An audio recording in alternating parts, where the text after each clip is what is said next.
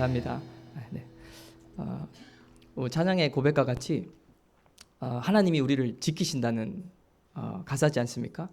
그러면서 후렴구에 가서 눈을 들어보아라. 눈을 들어보라는 것입니다. 지금 마음의 눈을 한번 들어보십시오. 하나님이 살아계시고 하나님이 하늘에 계셔서 나를 주목하시고 지키시고 계십니다.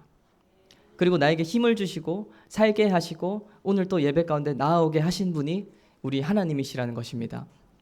어제 정세현 집사님, 신동훈 집사님 가정에 이사 신방을 이렇게 갔는데 금요 예배보다 더 많이 갔어요. 금요 예배 때 우리 그 교회에서 드리는 예배보다 거의 비슷하게 간 것 같아요. 제가 신동훈 집사님을 사랑하시는 분들은 다 갑시다 했더니 모든 순장분들이 다 가가지고 이렇게 예배를 했는데 거의 메인 예배였습니다. 메인 예배. 금요 예배보다 더 많이 왔는데 그 말씀의 요지가 무엇이었냐면 하나님께서 우리를 사랑하신다라는 말씀을 우리는 많이 고백을 하고 많이 듣고 또 배워서 그렇게 신앙생활을 합니다. 하나님께서 나를 사랑하신다라고 하는 그 말씀에 대하여서 우리가 생각해보고 좀 더 깊게 이렇게 묵상해봐야 될 필요가 있는데 하나님이 나를 사랑하시고 또 여러분들을 사랑하시고 하나님께서 사랑하신다고 말씀하셨을 때 그 사랑은 영원한 사랑인 것입니다. 어떠한 자격을 보시고 잘났기 때문에 정직했기 때문에 남들보다 조금 잘 살았기 때문에 하나님께서 사랑하여 주신 것이 아니라 그저 하나님께서 사랑하시기로 마음을 먹으시고 여러분들을 끝까지 영원히 사랑하시겠다는 것이 하나님의 사랑인 것입니다. 영원히 끝까지. 지금까지 하나님께서 사랑하셨고 그러면 그 사랑이 앞으로도 무슨 짓을 해도 하나님께서 사랑하여 주실 것이다. 그것이 하나님의 사랑입니다. 무슨 짓을 해도입니다. 우리의 생각 가운데는 이거를 넘어가면 내가 주일 예배 몇 번 빠지면 내가 기도를 아예 안 하고 말씀을 아예 안 읽고 다윗과 같이 간음하고 범죄하고 살인하면 하나님의 사랑이 떠나지 않을까? 우리 생각은 그렇습니다. 근데 하나님의 사랑은 그렇지 않고 우리와 다르기 때문에 지금까지 어떠한 조건도 보지 않으시고 사랑하셨고 그리고 앞으로도 어떤 짓을 해도 사랑하실 것이다. 그것이 하나님의 사랑인 것입니다. 그 사랑에 반응하여서 나아오기를 오늘도 하나님께서 기다리고 계신 줄 믿습니다. 오늘 그 히브리서 5장 말씀, 6장 말씀 이렇게 읽었는데 그 복음에 대해서 좀 나누고자 합니다. 복음에 대해서. 복음. 여러분들 복음이라 그러면 무엇입니까? 복음. 말 그대로 하면은 복된 소식. 복된 소식. 그것이 복음이지 않습니까? 우리는 쉽게 표현할 때 기쁜 소식이다. 기쁜 소식이다. 이렇게 표현을 하며 복음을 듣고 믿는다. 이런 고백을 하는데 복음에 대해서 우리가 생각을 해봤을 때 나에게 만약에 기쁜 소식이 왔어요. 기쁜 소식이 오면 내가 편안해지는 것이 기쁜 소식일까? 한번 고민해봐야 됩니다. 내가 편안해지는 것이 기쁜 소식일까? 이게 무슨 말이냐면 제가 보컬 예전에 전공을 하고 연습을 했던 그런 기간들이 있는데 그때 이제 배워야 되니까 실용음악 학원에 갔어요. 실용음악 학원에 가서 보컬 선생님을 이렇게 배정을 받아서 수업을 진행을 쭉 하는데 노래는 너무 잘하시거든요. 그 이제 실용음악과 내에서 가장 탑이라고 부르는 학교가 서울예술대학교인데 거기서도 좀 날리셨던 분이에요. 노래는 너무 잘하는데 수업 시간만 되면 다 하루에 한 10명을 하는데 다 모아놓고 자꾸 과자를 사오라는 거예요. 과자를 사와서 과자를 뜯어놓고 노래 연습했어? 안 했어? 그러면서 대화하고 막 이야기하고 뭐 속된 말로 뭘 깐다 그러죠. 이렇게 수다를 떤다. 그런 거를 좋아하시는 좀 날라리 같은 그런 선생님이 있었어요. 근데 제가 보컬 학원에 간 이유가 무엇입니까? 나는 노래를 배우고 싶은 거예요. 노래를 잘하고 싶은 거예요. 호흡을 어떻게 해야 되는지, 발성을 어떻게 해야 되는지, 지금 내가 이 곡이 안 불러지는데 어떻게 해야 이 곡을 부를 수 있게 되는지 그것을 알고 싶은 거예요. 근데 자꾸 불러다 놓고 쉬게 하는 겁니다. 과자 먹으면서 놀게 하고 좋아하는 친구들도 있고 뭐 안 좋아하는 친구들도 있었는지는 모르겠어요. 그러면서 노래는 너무 잘하시는데 다른 분한테 또 배우고 싶다 이런 생각을 했었는데, 실용음악과에 간 저에게 복음이 기쁜 소식이 무엇이냐면 내가 쉬는 것이 아니에요. 내가 편안해지는 것이 아니에요. 오히려 나를 좀 힘들게 해달라고, 내가 말만 하면은 가서 연습해 올 테니까 뭘 연습해야 되는지 알려주십시오. 그것이 저한테 기쁜 소식인 것입니다. 우리가 기쁜 소식을 받아들이고 믿는다고 할 때 절대로 하나님께서 주시는 그 복음이 우리를 그냥 쉬게 하고 편하게 하고 평안하게 하고 웃게 만들고 미소 짓게 만드는 그런 것들이 아닐 수도 있습니다. 왜 그러냐면 하나님께서 우리를 향하신 목적과 뜻이 있으시기 때문인 것입니다. 교회라고 우리가 말을 할 때 여러 가지 표현들 그리고 설명들이 있을 수 있겠지만, 교회라고 하는 것은 예수님이 머리 되신 곳이 교회입니다. 예수님이 머리 되신 곳이 교회다. 그러면 우리가 머리에서 명령을 내리잖아요. 그러니까 교회란 무엇이냐면 예수님의 명령대로 움직이는 곳이 교회입니다. 그리고 성도란 무엇이냐면 예수님이 주인된 영혼이 성도인 것입니다. 그런데 교회가 조금 이상한 것 같아요. 우리 교회를 말하는 것이 아니라 한국 교회를 말하는 것도 아니고 세계 교회를 말하는 것도 아니고, 회피하는 거죠. 지금 제가 제 살 길을 마련하는 거죠. 교회가 뭔가 이상한 것 같아요. 예수님이 주인이 아니고 예수님이 머리가 아닌데 교회라고 우기고, 예수님이 주인이 되어서 말씀이 주인이 되어서 삶을 이끌어가지 않는데 성도라고 우기는 겁니다. 그러니까 교회가 좀 이상하다. 저는 어느 교회라고 얘기하지 않았습니다. 할렐루야. 그런 일들이 있는 것 같습니다. 하나님께서 세상 만물을 창조하셨습니다. 세상 모든 만물을 창조하시고 특별히 우리 인간을 창조하신 것, 너무 많이 들은 이야기이죠. 하나님께서 온 우주와 만물을 창조하셨다, 그리고 나를 창조하셨다, 여기까지 동의가 안 되시는 분은 없으시죠? 진화론을 믿고 계신 분은 없으시죠? 하나님께서 창조를 하셨는데 목적을 갖고 창조했다 말씀했습니다. 우리 말씀 한번 창세기 1장 26절 27절 한번 보겠습니다. 같이 한번 읽어보겠습니다. 시작. 하나님이 이르시되 우리의 형상을 따라 우리의 모양대로 우리가 사람을 만들고 그들로 바다의 물고기와 하늘의 새와 가축과 온 땅과 땅에 기는 모든 것을 다스리게 하자 하시고, 하나님이 자기 형상 곧 하나님의 형상대로 사람을 창조하시되 남자와 여자를 창조하시고. 아멘. 하나님께서 온 우주와 만물을 창조하시고 특별히 인간을 창조하실 때 하나님의 형상대로 하나님을 닮은 존재로 창조하였다. 그곳에서 그 말씀에서 우리가 하나님의 목적과 뜻을 살짝 엿볼 수 있는데, 하나님을 닮아갈 수 있는 존재로 창조하셨다는 겁니다. 그리고 하나님을 알아가고 하나님께 배워가며 하나님을 향해 자라나가는 존재로 창조하셨다는 거예요.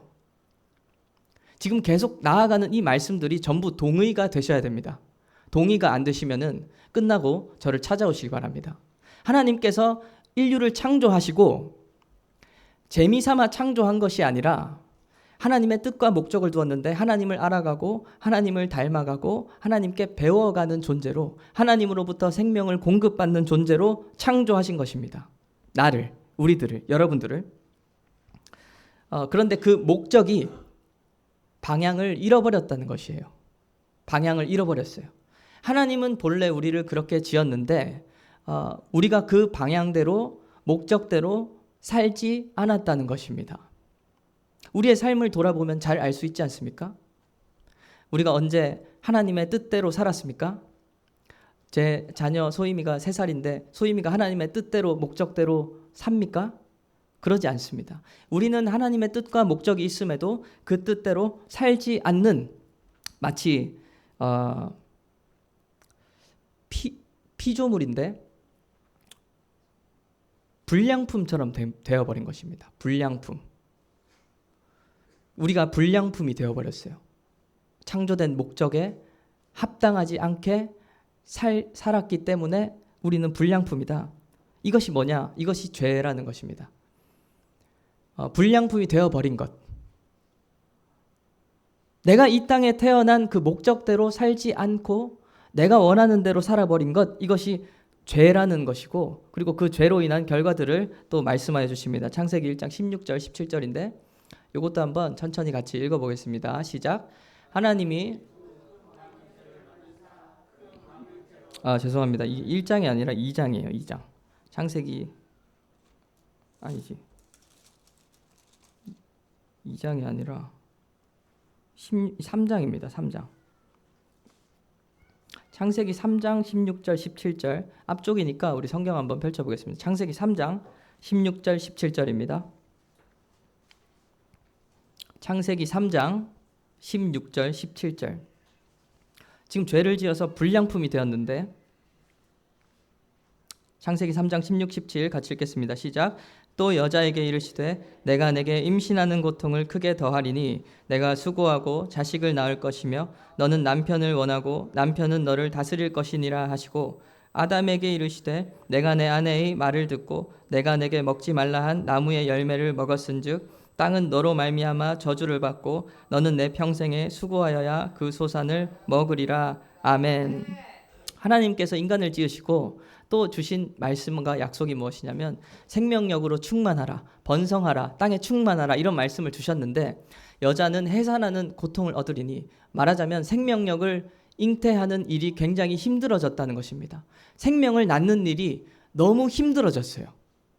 불량품이 되어버리고 죄로 오염되고 물들어 버렸기 때문에 이 땅에서 이제 생명을 잉태하는 것이 너무 힘들어진 것입니다. 그리고 아담에게는 무엇이라고 말씀합니까? 내 평생에 수고하여야 그 소산을 먹으리라. 먹고 살려면 발버둥 쳐야 되는 그런 세상이 된 것입니다. 하나님께서 본래 창조하실 때는 모든 것을 다 주시고 허락하시고 공급해 주셔서 그것들을 먹으며 과실들을 먹으며 살 수 있었는데 이제 죄로 인해서 불량품이 되어버렸기 때문에 이제 네 밥그릇은 네가 챙겨야 된다는 것입니다. 내 밥그릇을 내가 챙겨야 됩니다. 그런데 내 밥그릇을 내가 챙겨야 되는데 잘 들여다보니까 남의 밥그릇을 뺏고 있는 겁니다. 남의 밥그릇을 뺏어야 내 밥그릇을 챙길 수 있는 세상이 된 것입니다. 죄로 말미암아 땅도 저주를 받았다 이렇게 말씀을 하시는 것입니다. 죄의 결과가 그렇게 우리 가운데 나타난 것이고 사랑도 없고 목적도 사라지고 의미도 없고 내 앞에 보이는 환경 속에서 내가 처한 환경 속에서 그저 남들보다 더 행복하게 더 잘 살기만을 바라는 세상으로 전락해버린 것입니다. 이 땅에서 사는 그 사람들이 또 우리에게도 그런 모양이 있을 수 있습니다. 행복이 무엇인가? 열심히 일하고 집에 와서 넷플릭스 누워서 보는 것이 행복이다. 할렐루야. 예성 선생님 할렐루야. 열심히 일하고 와서 넷플릭스 한번 자유롭게 보는 게 유튜브 보는 게 행복이다. 열심히 또 일하고 알바하고 뭐 와가지고 맥주 한 캔 까는 게 행복이다. 평일에 열심히 죽은 듯이 일하고 나는 누군지도 모르는 것처럼 일하고 주말에 놀러 다니고 알바해서 돈을 모아서 해외여행 다니고 그것이 내 삶의 이유다, 행복이다, 목적이다. 그렇게 돼버린 것입니다. 그것이 분명 행복일 수 있습니다. 넷플릭스 보십시오. 재밌는 거 있으면 쉬실 때 보십시오. 그것이 행복일 수 있으나 본래 우리의 창조된 목적은 그것을 위한 것이 아니라는 것을 말하고자 하는 것입니다. 본래 우리가 창조된 목적은 하나님의 형상대로 지음을 받은 하나님의 영광의 그릇으로 지음을 받은 그런 존재라는 것입니다. 어느 산에 예화입니다. 예화. 제가 예화를 잘 하지 않잖아요. 예화인데 그 어느 산에 나무가 하나 있었습니다. 아주 비옥한 땅에서 물과 영양을 공급받던 나무가 있었습니다. 근데 그 나무가 어느 순간 생각을 한 겁니다. 내가 왜 뿌리를 받고 있는 이 자리에만 있어야 되지? 내가 왜 여기서만 자라나야 되지? 그리고서 뿌리를 뽑아서 나는 더 큰 산으로 갈래. 아니면 나는 이 한적한 산에 있지 말고 도시로 내려갈래. 그러면서 자신이 있던 자리에서 뿌리를 뽑아내고 도망간 것입니다. 뿌리를 뽑고 움직이기 시작하니까 이 나무는 그러는 겁니다. 내가 이제 자유로운 몸이 되었구나. 내가 원하는 곳 어디든지 갈 수 있구나. 근데 그 나무를 생각해 보십시오. 땅으로부터 물과 양분을 공급받고 있었기 때문에 그 뿌리를 뽑는 순간 자유로운 것 같고 아직 잎사귀는 남아있고 아직 나무가 살아있는 것 같지만 뿌리가 뽑히는 순간 그 시작된 것이 무엇이냐면 죽음이 시작된 것입니다. 어디를 가도 죽음입니다. 물과 영양분이 공급되지 않기 때문에 뭘 해도 어디를 가도 죽음인 것입니다. 이것이 우리의 상태였던 것이에요. 죄로 인해 물들어버리고 죽어버린 그 상태인 것입니다. 자유를 얻었고 여전히 살아있는 것처럼 보였지만 죽음을 향하고 나아가고 있었던 것입니다.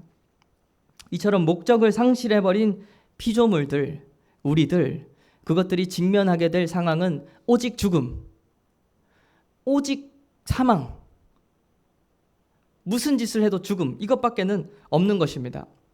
또 우리가 휴대폰을 충전할 때 충전기를 가지고 꽂잖아요. 그쵸? 요즘 맥세이프라 그래서 무선으로 한다 그럴 수도 있겠지만 유선 충전기로 충전을 하려고 꽂으면 이 휴대폰은 그 선 범위를 밖을 벗어날 수가 없잖아요. 지금 선 길이가 1m면 1m 밖을 벗어날 수 없기 때문에 우리가 그 1m 안으로 들어가서 휴대폰을 해야 됩니다. 그러니까 굉장히 불편할 수 있죠. 자유롭지 못할 수 있습니다. 근데 나는 이 자유롭지 못한 게 싫어. 그래서 휴대폰을 충전기를 뽑아서 내가 원하는 곳으로 가서 침대에서 누워서 휴대폰을 하는 순간 그 휴대폰은 배터리가 닳는 것밖에는 할 수가 없는 것입니다. 배터리가 닳아나가는 것밖에는 그 휴대폰이 직면하게 될 상황이 없다는 것입니다. 이것을 성경에서 뭐라고 말하는가? 이것이 중요한 겁니다. 이것을 성경에서 뭐라고 말하는가? 반드시 죽으리라. 이렇게 말하는 겁니다. 선악 열매를 먹으면 반드시 죽으리라. 하나님을 떠나면 반드시 죽으리라. 지금은 잎사귀가 있는 것 같고 지금은 살아있는 것 같고 내가 원하는 대로 자유롭게 돌아가는 것 같지만 돌아다니고 있는 것 같지만 반드시 죽는다는 것입니다. 그것이 우리가 짊어지고 있는 죄의 문제라는 것입니다. 창세기 2장 17절인데 선악을 알게 하는 나무 열매 먹지 말라. 네가 먹는 날에는 반드시 죽으리라. 그 로마서 6장 23절. 죄의 삭은 사망이요 그러시는 것입니다. 죄의 삭은 사망이요. 우리가 성경 말씀 내에서 이렇게 말씀을 이렇게 대면하게 되면 더군다나 개역 개정이기 때문에 말씀이 딱딱해서 잘 와닿지 않을 수도 있습니다. 그러나 우리가 죄를 범하고 불량품이 되어서 이제 남겨진 상황은 우리가 직면하게 될 상황은 죽음밖에 죽어가는 길밖에는 남지 않았다는 것입니다. 이 세상이 그렇고 우리 인간들이 갖고 있는 생각과 가치관들이 지금 실제로 그렇다는 것입니다. 왜 그러냐면 목적을 상실해버렸기 때문에 불량품이 되어버렸기 때문에 죽음밖에 남지 않은 비참한 세상입니다. 그러나 우리가 여기 모여서 예배하는 이유, 찬양하는 이유, 여기서 이야기가 끝나면은 섭섭하지 않습니까? 여기서 이야기가 끝나면 섭섭하잖아요. 우리가 예배하고 찬양하는 이유, 이처럼 어두운 세상을 밝히기 위하여 빛이 이 땅에 오셨다. 예수 그리스도가 하늘로부터 오셨다. 그렇게 성경을 통하여 우리에게 말씀하여 주시고 있는 것입니다. 요한복음 1장 한번 읽어보겠습니다. 9절부터 13절이요. 요한복음 1장. 지금 PPT 없습니까? 네, 요한복음 1장 한번 펴보겠습니다. 요한복음 1장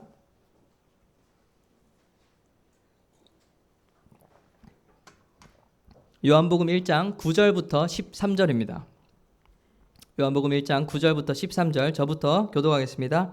참 빛 곧 세상에 와서 각 사람에게 비추는 빛이 있었나니 그가 세상에 계셨으며 세상은 그로 말미암아 지은 바 되었으되 세상이 그를 알지 못하였고 자기 땅에 오매 자기 백성이 영접하지 아니하였으나 영접하는 자 곧 그 이름을 믿는 자들에게는 하나님의 자녀가 되는 권세를 주셨으니 함께 이는 혈통으로나 육정으로나 사람의 뜻으로 나지 아니하고 오직 하나님께로부터 난 자들이니라. 아멘. 우리는 그러한 상황이었다는 것입니다. 불량품이 되어버렸고 하나님의 목적을 벗어나 버렸는데 그것을 비추기 위하여 예수 그리스도가 이 땅에 오셨다. 땅에서 뿌리가 뽑혀버린 우리라고 했습니다. 이제 더 이상 양식과 물을 공급받을 수 없는 우리에게 예수 그리스도가 오셔서 어떻게 빛이 되어주시는가? 그거 중요하지 않습니까? 어떻게 빛이 되어주시는가? 예수가 왜 빛인데? 왜 생명인데? 요한복음 15장 가보겠습니다. 요한복음 15장 1절과 5절 말씀인데 같이 읽어보겠습니다. 시작. 나는 참 포도나무요 내 아버지는 농부라.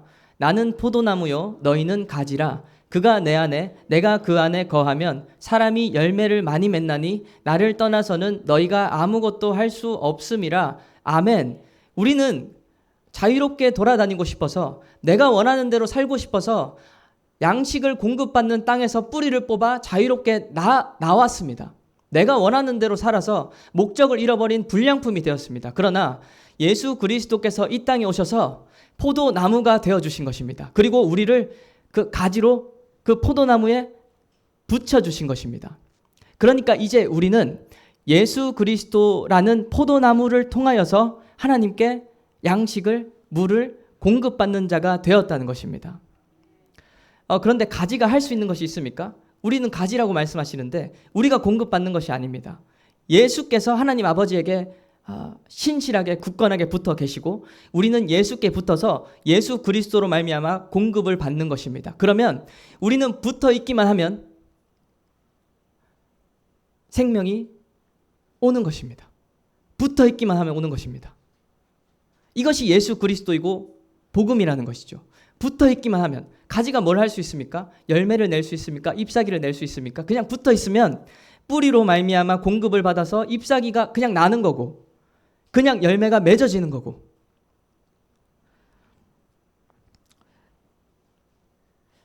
이것을 성경에서 또 뭐라고 말하는가? 이것을 성경에서 뭐라고 말하는가? 나를 믿으라 그러는 겁니다. 예수님을 믿으라 그러는 겁니다. 니네가 뭘 하려고 하지 말고 예수 그리스도를 믿고 예수 안에 그러면 내가 너희 안에 거하리라 이렇게 말씀하시는 것입니다.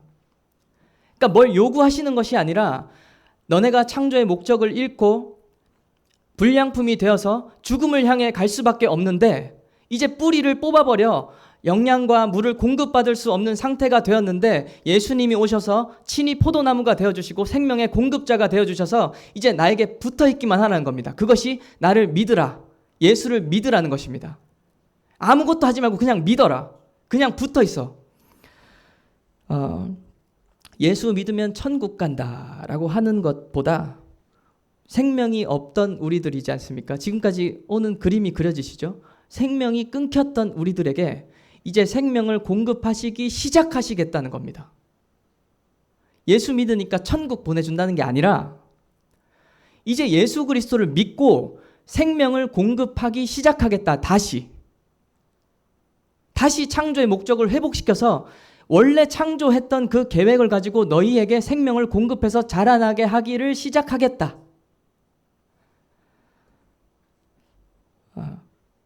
그것입니다. 그러니까 지금 제가 뭐 하는 것입니까? 지금 여기서 지금 전도하는 것입니다. 할렐루야. 전도하는 것입니다. 예수 믿으라고 말하고 있는 거예요.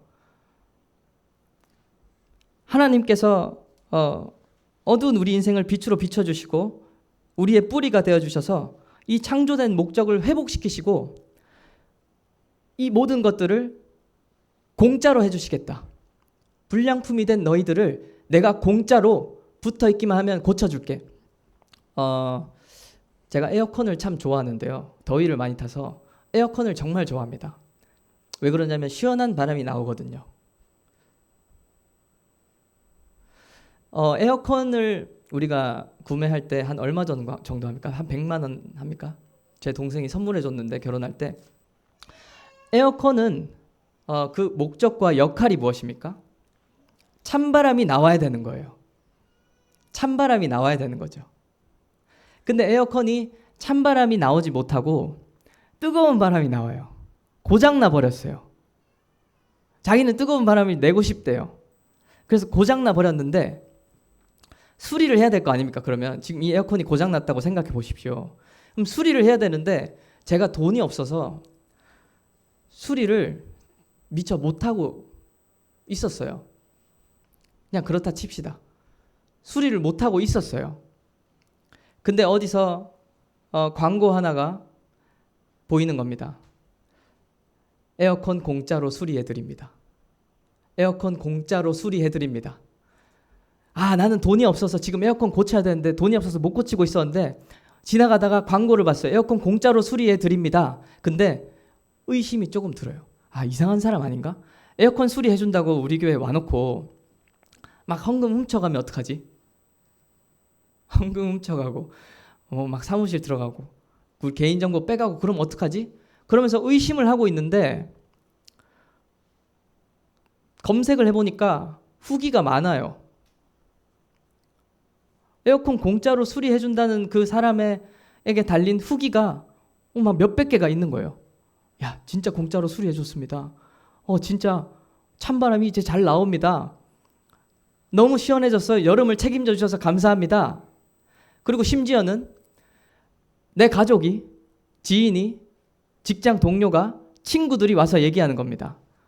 야, 그 사람 진짜 에어컨 공짜로 수리해준다니까? 공짜로 해준다니까? 아무것도 안 해도 된다니까? 그냥 부르기만 하면 된다고. 수리기사를 부르기만 하면 와서 고쳐주겠다고. 그러니까 믿어라. 예수를 믿어라라고 말하는 겁니다. 예수를 믿으라고. 그냥 믿으라고. 받아들이라고. 그럼 공짜로 고쳐준다고. 제가 이야기하는 걸 잘 못해서 이 설명이 굉장히 불충분한데 막 후기들이 들려오고 옆에서 얘기해주고 진짜 공짜로 고쳐준다고. 그러니까 의심을 거두고 이제 믿고 수리기사를 부르라고. 수리기사에게 맡기라고. 수리기사에게 맡기면 수리기사가 와서 고쳐준다고. 근데 내가 에어컨 좀 아니까, 에어컨에 대해 좀 아니까 수리기사가 왔는데 그렇게 하는 거 맞아요? 이거 이렇게 하면 안 고쳐질 것 같은데 하는 게 우리들입니다. 성령을 보내주셔서 하나님의 말씀을 주시고 우리를 씻어 가시는 중인데 우리가 그러는 거예요. 아, 이거 아닌 것 같은데요? 야, 이거보다 이렇게 하는 게 더 좋을 것 같은데요? 이처럼 수리기사를 부르면은 고쳐주신다는 것이 복음이다. 여러분 성경 말씀으로 읽은데 좀 딱딱하다가 이렇게 좀 이야기하니까 좀 이해가 좀 잘 되지 않으십니까? 원래 알던 내용이라. 이처럼 값없는 은혜의 여정을 다시 회복해서 출발하기 직전에 물어보시는 것입니다. 수리기사 부르라고. 부를 거냐고. 예수님 믿으라고. 그게 예수님 믿으라는 겁니다. 믿으라고. 부르라고. 그러면서 또 동일하게 어떤 질문으로 이어지냐면 예수를 진짜 믿을 거야 안 믿을 거야, 수리기사 부를 거야 안 부를 거야, 그것이 성경에서 어떻게 질문으로 다가오냐면 침례, 세례를 받고 성령을 받으라는 것입니다. 수리기사를 여기로 들여보내라는 겁니다. 사도행전 2장 38절 읽어보겠습니다. 사도행전 2장 38절 시작. 베드로가 이르되 너희가 회개하여 각각 예수 그리스도의 이름으로 세례를 받고 죄사함을 받으라. 그리하면 성령의 선물을 받으리니 아멘. 너희가 회개하여 예수 그리스도의 이름으로 세례를 받고 죄사함을 받으라. 그러면 성령을 너희 안에 부어주시고 너네는 이해가 안 되고 너네는 납득이 안 갈 수도 있지만 성령께서 일을 하셔서 고치기 시작하실 것이라는 것입니다. 그리고 그 세례가 베드로전서 3장 21절에 가면 시작. 물은 예수 그리스도께서 부활하심으로 말미암아 이제 너희를 구원하는 편이 곧 세례라. 이는 육체의 더러운 것을 제하여 버림이 아니요 하나님을 향한 선한 양심의 간구니라. 아멘. 세례받고 죄사함을 받아 성령을 받아들이라. 세례는 하나님을 향한 선한 양심의 간구다. 무엇입니까? 고쳐주세요, 이겁니다. 고쳐주세요. 하나님, 나 불량품이니까 공짜로 고쳐주신다는 거 내가 믿어볼 테니까 고쳐주세요. 세례를 받아라. 침례를 받아라. 그러면 성령을 보내주신다. 그럼 성령께서 우리 안에서 이제 그 일을 시작하시는 것입니다. 지금 이제 말씀이 끝나고 나면 막 에어컨만 기억에 남을까봐 걱정이 되는데, 에어컨 뭐 수리기사, 에어컨 수리비가 얼마였더라? 그럴까봐 걱정이 되는데, 하나님의 형상을 따라 지음받은 그 목적대로 살게 하시기 시작하는 겁니다. 이게 시작입니다. 시작입니다. 아까 서두에 교회가 좀 이상하다 그랬잖아요. 예수님이 머리가 아닌데 교회라고 우기고, 예수님이 주인이 아닌데 난 성도라고 우긴다? 근데 이 시작이 없는 거죠. 내 안에 성령을 모셔드려야 되고, 이제 내가 이해되지 않아도 그 수리기사에게 신뢰를 드리며, 내가 좀 부족하니까 하나님이 더 잘하시니까 그분을 따라 사는 게 맞지. 그러면 자연스럽게 나오는 반응이 무엇입니까? 순종입니다. 말씀에 순종하는 것입니다. 이해되지 않아도 하나님을 신뢰함으로 순종하는 것입니다. 그러나 순종이 안 되는 것이, 말씀대로 살지 못하는 것이 무엇이냐면 성령을 받아들이지 않았기 때문인 것입니다. 수리기사를 아직도 의심하고 안 부르는 거예요. 안 부르는 거예요. 이것이 시작입니다. 창조의 목적을 회복하여 이제 하나님 안에서 자라나기 시작하는 그 시작입니다. 시작. 이제 고작 시작입니다. 여기까지가 전도입니다. 저의 전도입니다. 그러니까 물어보는 겁니다. 물어보는 것입니다. 저에게도 물어보고 또 하나님께서 물어보시는 것입니다. 시작할 거요, 말 거요? 충청도니까 시작하려 말려. 시작하려 말려. 시작할 거면 수리기사를 부르고 성령을 모셔드리고, 이제는 네가 이해되지 않아도 하나님의 말씀이 참인 것을 믿고 따라갈겨 말겨? 갈겨? 그럴겨? 그럴겨? 그러면 죄사하시고 성령을 주신다는 겁니다. 할렐루야? 그럴겨 해야 되는 거예요. 그럴겨. 갈겨 말겨? 믿을겨 말겨?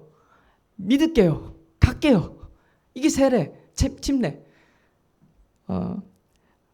오늘 이 말씀이 우리가 너무 잘 아는 말씀이고 너무 많이 배우고 들은 말씀일 수 있지만 우리 가운데에도 충분히 너무나도 필요한 말씀입니다. 침례는 예수 그리스도와 함께 죽는 것입니다. 우리 사도 바울의 고백을 한번 보겠습니다. 로마서 6장인데 같이 읽어보겠습니다. 시작.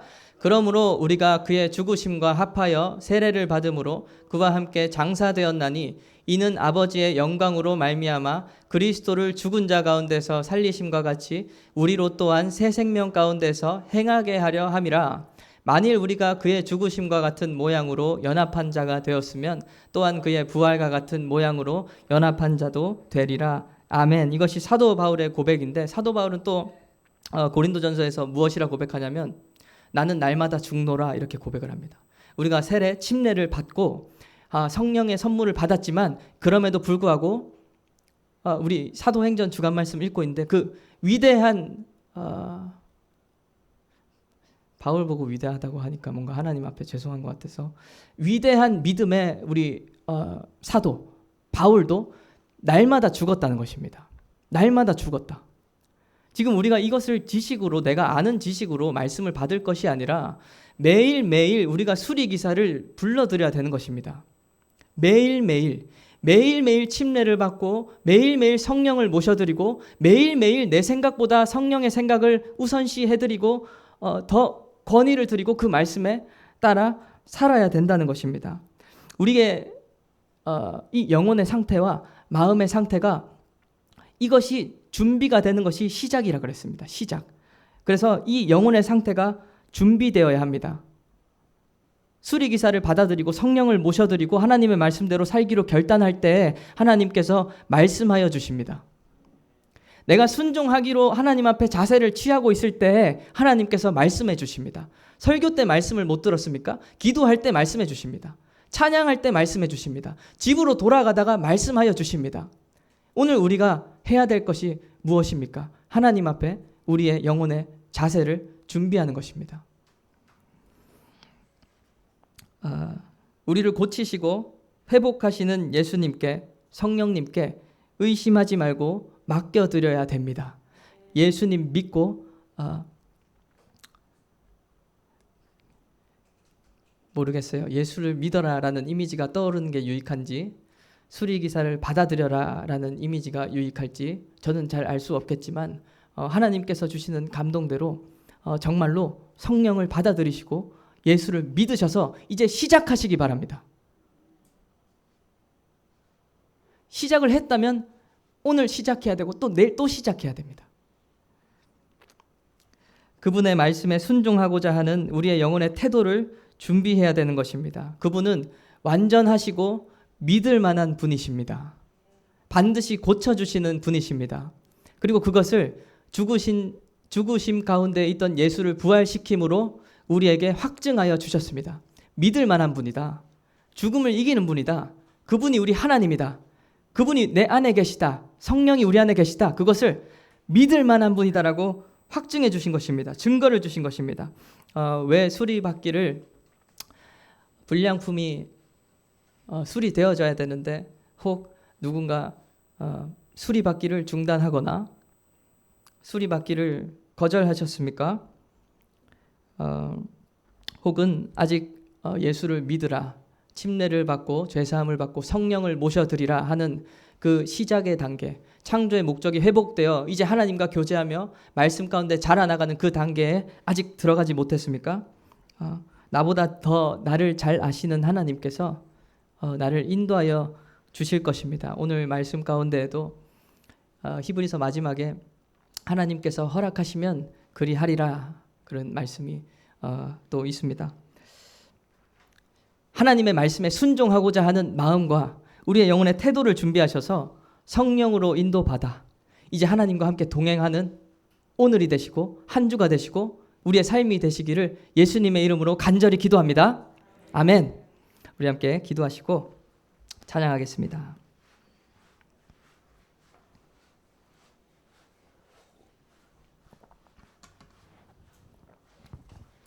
거룩하신 하나님 아버지 감사합니다. 우리는 하나님을 떠났고 내가 원하는 곳을 향해 나아갔고 내가 하고 싶은 일을 하며 살았습니다. 그러나 하나님께서 그것을 가만두고 보지 않으시고 어두움 가운데 빛을 비추어 주시고 예수 그리스도를 이 땅에 보내주셔서 친히 나무가 되어주시고 생명의 공급자가 되어주셔서 끊어진 하나님과의 관계를 회복시켜 주시니 감사합니다. 불량품인 저희들을 고쳐주실 때에 아무것도 요구하지 않으시고 그저 믿으라, 성령을 받으라 그렇게 말씀하셨던 하나님께 정말로 나아가기를 원합니다. 하나님, 나의 고집대로 내 생각대로 내가 옳다 하는 대로 살지 아니하고 오늘 하나님을 모셔드리고자 합니다. 성령을 내 안에 모셔드리고자 합니다. 예수 그리스도를 받아들이고 예수님을 믿고 신뢰할 때 하나님께서 인도하여 주실 줄 믿습니다. 예수를 죽은 자 가운데 살리신 하나님께서 나에게 통치하여 달라고 다스려 달라고 그 말씀에 순종하며 나아가겠다고 고백하며 우리 함께 예수여 부르시고 기도하겠습니다. 예수여, 우리 하나님 아버지 감사합니다.